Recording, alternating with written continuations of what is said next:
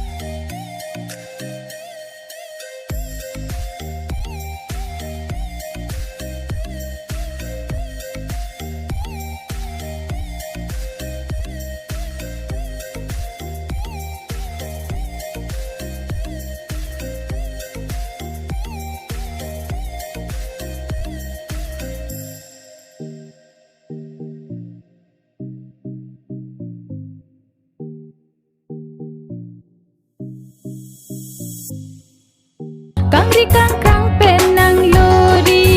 de tepo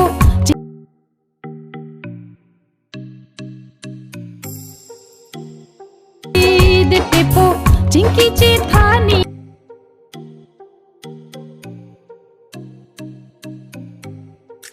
ani tum chi tong tilipo son thoda por ke wang velo